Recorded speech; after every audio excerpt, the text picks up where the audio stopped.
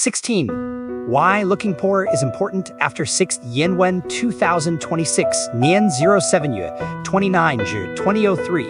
Why looking poor is important after 60. When you reach a very old age, you begin to notice things that somehow escaped you for most of your life. The funny part is that the answers were always there. They were sitting right in front of us all along, but we were simply too busy chasing things to see them.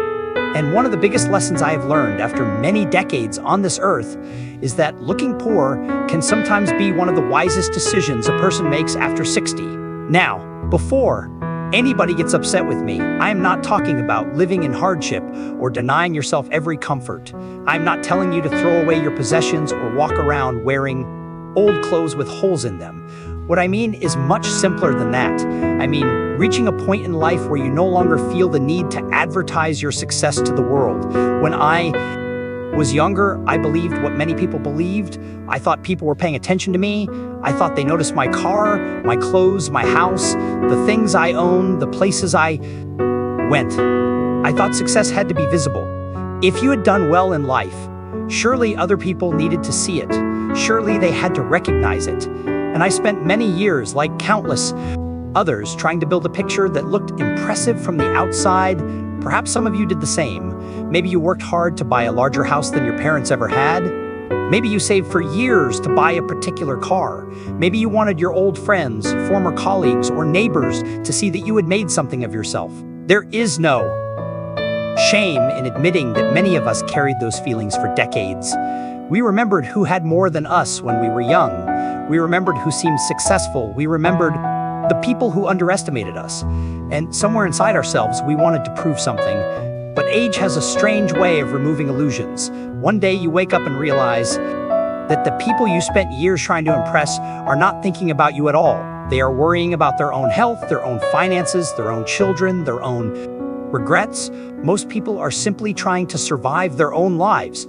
They are not lying awake at night discussing the watch on your wrist or the badge on your car. I remember sitting in a cafe many years ago, watching people walk past the window, expensive cars stopped at the traffic lights, elegant people stepped out wearing costly clothes, and I noticed something that surprised me. Nobody really cared. People glanced for a second and then returned to their own conversations, their own phones, their own worries. It struck me that perhaps I had spent years performing on a stage where the audience had already gone home. That realization changed me. It did not happen overnight. These things rarely do.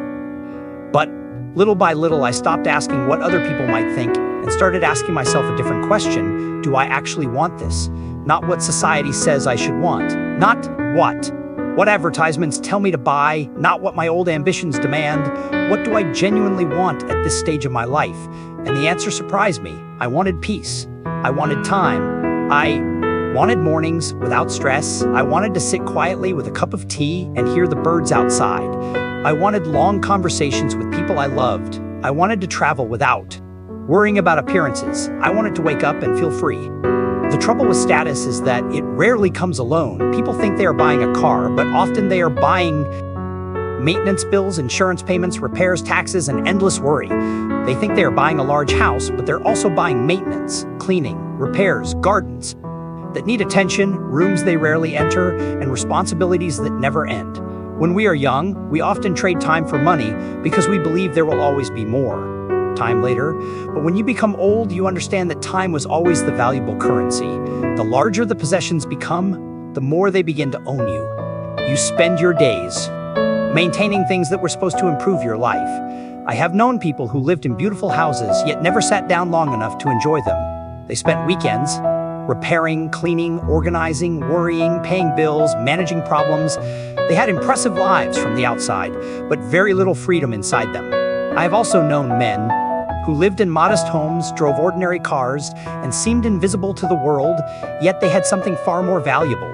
They owned their time, and when you reach your 7 zeros, 8 zeros, or beyond, time begins to look very different. You become protective of it. You no longer wish to spend your remaining years, maintain an image. You begin asking yourself, who exactly benefits from all this effort? Many years ago, I knew a gentleman who spent most of his working life trying to appear successful. He always bought the newest car, wore expensive clothes. He upgraded everything the moment something newer appeared. People admired him, at least from a distance. But privately, he confessed that he was exhausted. He was constantly worried about money, constantly working longer than he wanted, constantly chasing a standard that kept moving further away. Another friend lived very differently. His home was modest, his clothes were simple, his car was old enough that nobody noticed it, but every Tuesday morning he could do whatever he wanted. He could walk by the sea, visit his grandchildren, read books, or simply sit quietly in his garden. Which man was truly wealthy? As I have grown older, the answer has become obvious. One of the hardest questions you can ask yourself after 60 is this: if nobody ever saw it, would I still want it? If nobody knew what car you drove, would you buy it?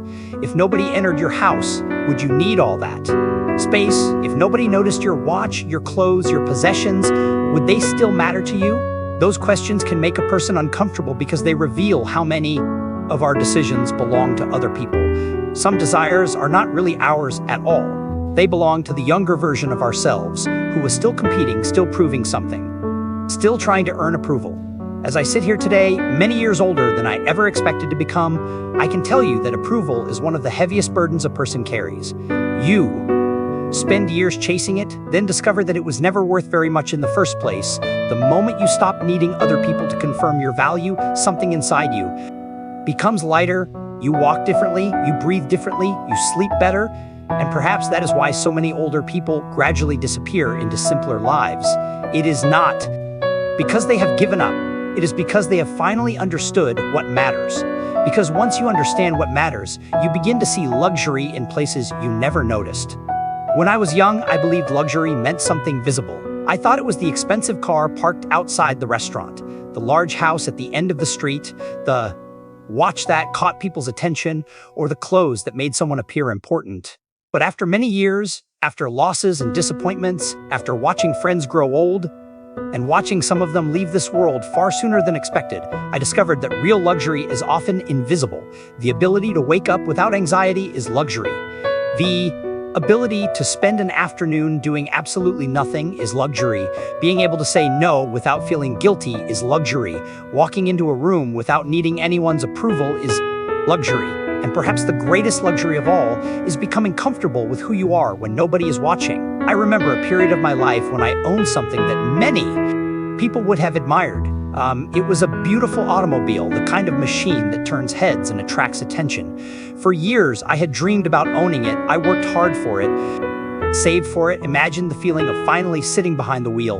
And when I eventually bought it, I felt proud, at least for a while. But something happened that I never expected. Everywhere I went, people noticed it. Some wanted to talk about it. Others wanted to compare it with their own cars. Some wanted to race me on the road. Strangers stared. People made assumptions about who I was. Instead of enjoying the experience, I found myself becoming uncomfortable. The car that I thought would make me feel successful actually made me feel exposed. One afternoon, after a particularly unpleasant encounter on the road, I parked the car in my driveway and simply sat there in silence. I remember asking myself a very simple question: why am I doing this? Who is benefiting from all this attention? Was this machine bringing joy into my life, or was it creating stress that had not existed before? Not long afterward, I sold it, and I never bought another one like it. That experience taught me something that has stayed with me for decades. The things that attract admiration often attract unwanted attention as well. The world notices visible success, but attention is not always pleasant. Sometimes attention brings comparison. Sometimes it brings envy. Sometimes it invites opinions that you never asked for. As I became older, privacy began to feel far more valuable than recognition. These days, my life is much simpler. I still own things that I enjoy. I appreciate good quality. I believe there is nothing wrong with buying something that serves you well and lasts many years, but there is a difference between owning something because it adds value to your life and owning something because you hope it adds value to your image. Many older people eventually discover this difference. They stop buying to impress and start choosing what genuinely makes life easier, calmer, or more enjoyable. The opinions of strangers lose their power. The competition quietly disappears. The endless race simply ends. I often meet people around my age who tell me they feel invisible. Society no longer pays attention to them the way it once did. Their careers are behind them, their children have their own lives, the world seems focused on youth, speed, and novelty, but I tell them that invisibility can become One of the greatest gifts of old age. When nobody expects you to prove yourself anymore, you are finally free to become yourself. You can dress comfortably, you can drive whatever you like, you can spend your money on experiences rather than appearances. You can travel quietly, you can enjoy simple pleasures without needing to explain them to anyone. You no longer need to participate in competitions that never truly mattered. Some people spend their entire lives trying to look successful. They work longer than necessary. They take on debt. They worry constantly about appearances. They fear what others might think. And then one day they reach old age and realize they sacrificed peace for approval. I have made many mistakes in my life, and I certainly do not sit here pretending that I understood these things. When I was young, I wanted attention. I wanted recognition. I wanted people to see that I had achieved something. But age has a way of stripping away unnecessary layers one by one. The things that seemed important begin to fall away until only a few truths remain. Your health matters, your relationships matter, your time matters, your peace of mind matters. Almost everything else is negotiable. There is something deeply comforting about entering the final chapters of life without carrying the burden of impressing people. You no longer need to prove your intelligence, your wealth, your success, or your importance. You simply live. And the strange thing is that when you stop trying to appear important, you often become more interesting to the people around you. I have sat with old men who owned very little but carried tremendous wisdom. I have met wealthy people who seemed terribly unhappy. I have met retired workers who found enormous joy in small gardens, simple meals, old books, and quiet afternoons. They were not trying to impress anyone. They were simply enjoying the years they had left. As I look back now, I realized that some of the happiest moments of my life cost very little. Sitting beside someone I loved, walking through the countryside, drinking tea while rain tapped against the window, listening to old music, watching grandchildren laugh, sharing stories with friends. None of these things required status. None of them required expensive possessions. None of them depended on what anyone else thought. And perhaps that is the lesson I want to leave with you today. If you are over 60, 70, or even 80, you have already spent enough years carrying expectations. You have spent enough years worrying about appearances. You have spent enough years trying to meet standards that other people created. Maybe now is the time to set some of those burdens down. Buy what serves you, keep what you enjoy, let go of what impresses other people, protect your peace, protect your time, protect your freedom in the end. Nobody remembers the size of your house or the badge on your car. People remember how you made them feel. They remember your kindness, your wisdom, your presence, your laughter, and the way you lived your life. Those are the things that remain. And if there is one final thought I would leave you with tonight, it is this: you do not become poor by looking ordinary.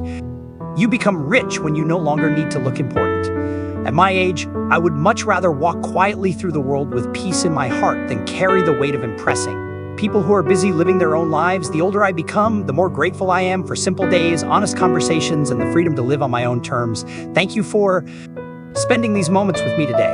I always appreciate these little conversations we share. Hearing your own experiences reminds me that none of us walk this road alone. If any of these thoughts spoke to you, perhaps think about them over a cup of tea or share them with someone who may need to hear them. Until next time, take good care of yourself, be kind to one another, and remember that peace is worth far more than appearances. Thank you for listening, my friends, and I wish you a quiet evening and a gentle tomorrow. Goodbye for now.